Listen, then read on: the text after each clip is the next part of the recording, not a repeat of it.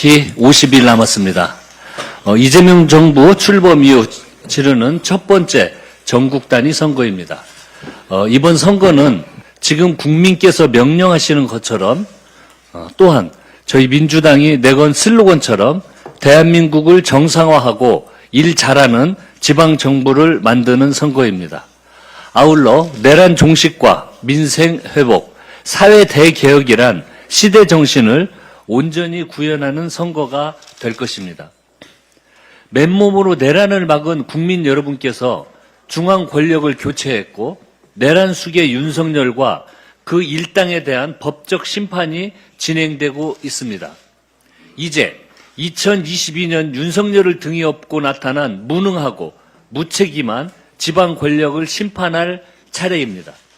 이것이 바로 국민의 뜻입니다.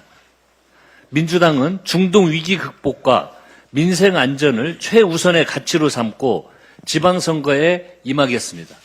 다시 한번 위대한 국민의 승리를 위해 진실한 마음과 성실한 태도, 절실한 각오로 전력 질주하겠습니다.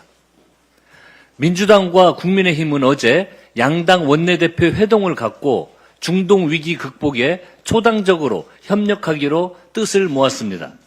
오는 16일에 여야 원내대표와 수석부대표, 정책위의장, 관련 부처가 참여하는 긴급 현안보고 및 대응 점검회의를 열기로 했습니다.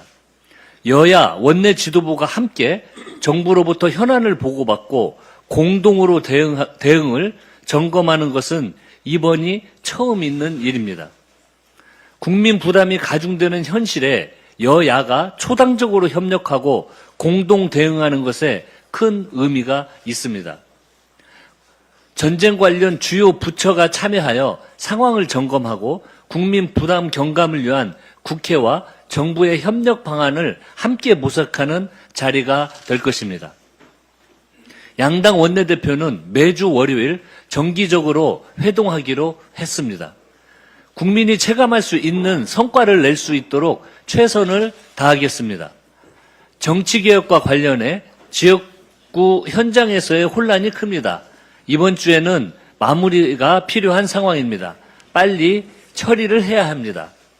하지만 국민의힘이 여전히 중대선거구제 확대, 광역비례 확대, 지역위원회 합법화에 반대하고 있습니다. 민주당은 지방선거 선거구 획정은 물론 대한민국 민주주의의 전진을 위해 끝까지 노력하겠습니다. 조작기소는 윤석열 정권이 국가 권력을 총동원해 정적을 제거하려고 한 국가폭력 범죄입니다. 서영교 위원장님, 박선중 간사님을 비롯한 우리 민주당 국정특위 위원님들의 맹활약 덕분에 윤석열의 정치검찰과 국정원, 감사원 같은 권력기관 전체가 이재명 대통령과 문재인 정권 탄압에 동원된 사실이 드러나고 있습니다. 어제 2차 종합특검팀은 윤석열 대통령실에 대북 송금 사건 개입 의혹 규명을 위한 전담 수사팀을 공식 출범시켰습니다. 특검은 쌍방울 대북 송금 사건을 검찰의 진술 회유, 조작 기소, 나아가 대통령실과 결탁한 초대형 국정농단 의심 사건으로 규정했습니다. 오늘 조작 기소 국정토기에서 대북 송금 청문회를 진행합니다. 연어 술파티와 진술 세미나가 이루어진 1313호의 실체가 밝혀질 것입니다. 국정조사의 화살이 일개 검사를 넘어 정치검찰 수뇌보를 향하자 이원석 전 검찰총장, 홍승욱 전 수원지검장은 되레 국정조사를 폄훼하고 왜곡하는 망동을 서슴지 않고 있습니다. 이원석 전 총장은 국정조사를 폄훼하기 전에 김건희 명품백 앞에서 왜 침묵했는지 먼저 답해야 합니다. 국민은 김건희 명품백 수수 사건 수사에 대한 대통령실의 개입과 인사 조치에 아무 말 못하는 이원석 전 총장의 모습을 기억합니다.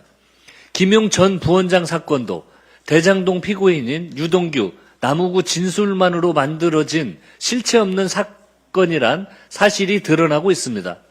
국조특위는 16일 대장동 위례 사건과 김용 전 부원장 사건에 대한 청문회도 진행합니다. 민주당은 국정조사를 통해 조작기소의 전모를 낱낱이 밝혀내고 정치검찰이 무너뜨린 법치를 바로 세우겠습니다. 이상입니다.